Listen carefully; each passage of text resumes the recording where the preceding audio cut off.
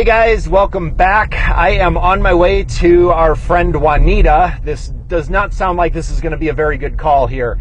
Jaunita reports that the Dodge Avenger, which you guys certainly remember her from a previous video where she had some kind of stalling problem, and there were a number of variables we left sort of open in that video. I didn't get to finish it, unfortunately.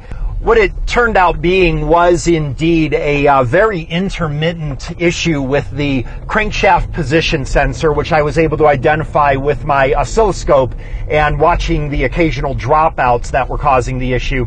So we never really got to finish that video, but I don't think we'll likely be doing too many more videos on her car here, because the reason I'm heading over, Jaunita tells me she has had an overheat problem with her car ever since getting some service done on it at like a Jiffy Lube kind of thing or something. I'm not really sure what the story is with it, but apparently they just simply topped off her coolant and sent her on her way. She was unaware of the extreme risk of driving with an overheating engine, and she tells me that at some point the engine just sputtered and died on the highway, and we are going to see what the situation is. For those of you guys on the paid channel, I did release a new video, and similar to this one, kind of in a situation where I've got to make a diagnosis and didn't have a lot available with me, so you guys will want to get on that paid channel, check out that video. But let's head over to Jaunita's car and let's see what we're in for. Okay guys, we are on our way to Jaunita. She states she will not be able to join us on camera this time. I know many of you guys are extremely disappointed in that, but she did give us more detail on the symptoms of the car. So again, she was driving while in an overheat condition and states that the car just suddenly sputtered. A bunch of dark smoke came out the back of the car, really bad smell, and I don't know if she coasted into a parking lot or what, but the car would not restart after that. So we're going to have a cranking no start. And that's the way she described it. So again, I know you guys are thinking the same thing I am, but we're gonna hold our bias off and just be neutral about this and just see what we've got. So we'll get there in just a second. Okay guys, sure you remember this red Dodge Avenger. So what we're gonna do, I'm going to put the microphone up to the engine here, kind of close to the starter.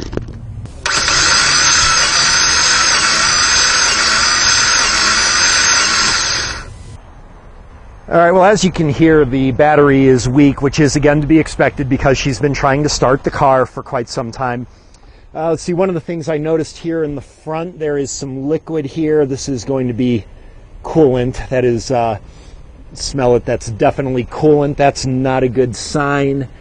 Now, of course, the fill is over here, so it could just be some splash over from topping it off. Again, we don't want to rule out anything quite yet. The thing that bothers me about that sound, though, is even though the battery's weak, it almost sounds like the timing belt is broken, except we hear one or two regions of compression. So we know the timing belt isn't broken. So we've probably got an issue with compression here, but what we need to do is get some jumper cables on here, so let's do that. Again, sorry for the camera work. I don't happen to have my tripod with me, but we've got our jumper cables hooked up now, so let's charge up this battery a little bit. We'll see what it sounds like with a faster crank. Okay, while that's charging up a little bit, we're going to go into the trunk, and yeah, you never know when you might need a centrifuge in order to do some blood and tissue extractions for DNA, but more importantly, we've got my Vantage Pro here, which we're going to set up and take a look at the compression. Okay, let's get this thing booted up and we can get a visual look at the compression. So what I've done is I've just got, you know, very, very basic, no skill needed here at all. Low amp probe on the starter B+ term. And again, sorry for the camera work. There may be some glare here. We could do the low amps. I'm just going to go ahead and do volts DC on this. Just, I don't know, just because. You hear that knocking sound? That's that gremlin, if you remember from the last video, or what did she call it, a troll or something like that. Let's see what we've got here. We are, Let's see, I think I've got my probe set right, so we should be good there. That's obviously volts DC. 1 volt may be a little bit low. We're going to go ahead and just give it a try. Let's see what we get. One thing we can do is we can bring the time frame way tighter and then zoom out of it. So let's try like a 50 millisecond time frame, drop my voltage down to 500 millivolts. Now, of course, we're not going to get any resolution here. Oh my God, that sounds terrible. It sounds like only one cylinder has compression. Not sure if you can hear that. Then what we're going to do is pause that, and this is just one of my favorite little tricks, back out of it. And this is just a great little trick to get a little bit more resolution on this. So what we can see, this pattern here, very characteristic. There should be several, with the time frame I was using, there should be several peaks between these 2 peaks here. We're definitely missing more than one, no question about that at all. So that is definitive. We've got multiple compression leakages in this engine. We've got coolant leak up at the front. Let's take one more look at that again. Okay, and actually I see the issue here. Check this out. The hose is off. It's broken right there. The hose is broken on the hose connector right here. That would definitely cause an overheat condition, and I'm not quite sure. I'm hoping they didn't send her home with this after topping off her coolant. There's no way they could have done that. Not quite sure the story on that, but lesson to this is don't drive around when your engine's overheating. But all right, we've confirmed compression problem on this. This car seems to be in serious trouble. So we'll talk to Jaunita and we'll see what she has to say. All right, we are going to have to call Jaunita because she's not at the store now. By the way, Paul, our friend with the Subaru that had that VVT issue, if you remember a while ago, also works at the store. And I actually ran into him and asked him how he's doing. He says he blew his clutch on the Subaru. So not a really good day for some of our past guests on the channel, but maybe we'll see what we can do to help Paul out. But right now I'm going to go ahead and try to get hold of Jaunita. Hey, Jaunita, it's Matt. Hey, Matt. How you doing? Good, how are you? Oh, good. Hey, if you don't mind, I made a video on your car, and you're kind of live being recorded. Is that all right? Yeah, of course. All right. I hate to do this to you, but I'm going to try to make this worth your while to help you out. But your car has a definite major issue after that overheat. Looks like you've got blown head gasket for sure. It is, yeah, it's about as major of a condition as you can possibly get. I wanted to ask you something. So when I looked in the engine, I noticed that the main radiator hose was broken off. Do you know anything about that? I do not. You do not. Did you say somebody topped off coolant for you at one point? Yes, Grease Monkey did.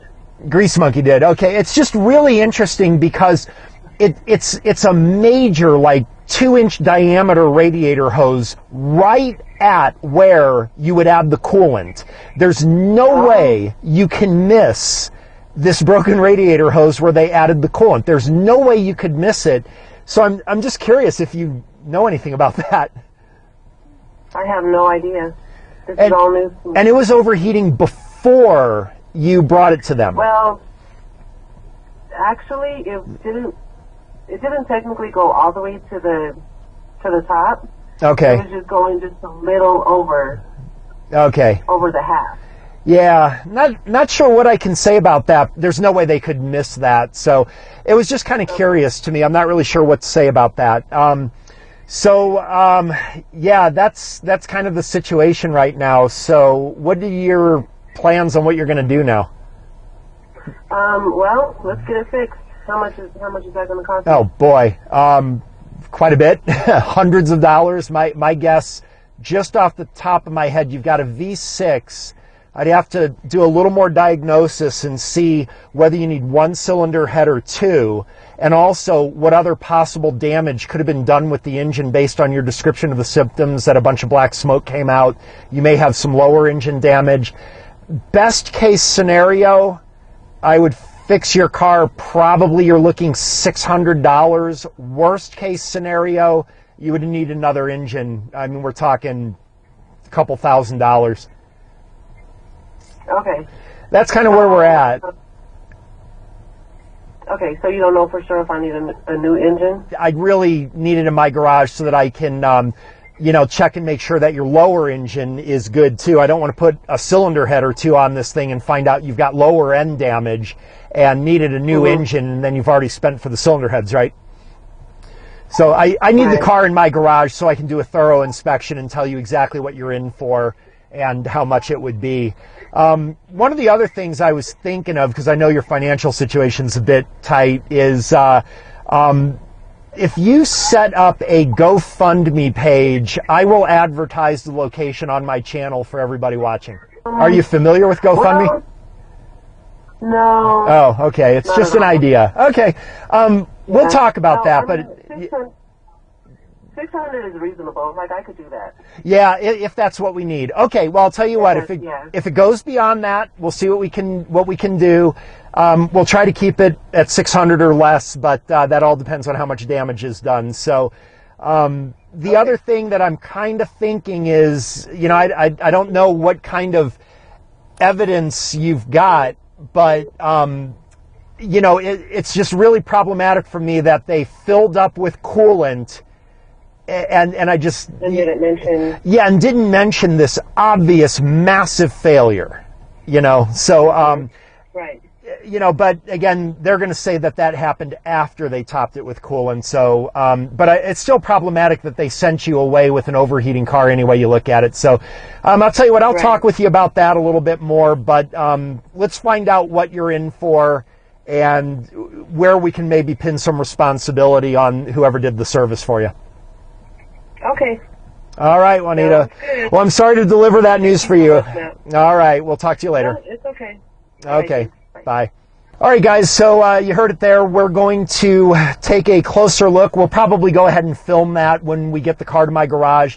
Take a closer look, analyze exactly what Juanita would need for a good, reliable repair, making sure we check both top and bottom end. So we'll do that when she gets the car to me. We'll get her estimate, and then we'll see what we can do to help her out, because I know that anything after 600 is going to be really, really tough for her. So maybe we can do something to help her out. So that's it for this video. Thanks for watching. Hope you found this helpful. We'll catch you next time.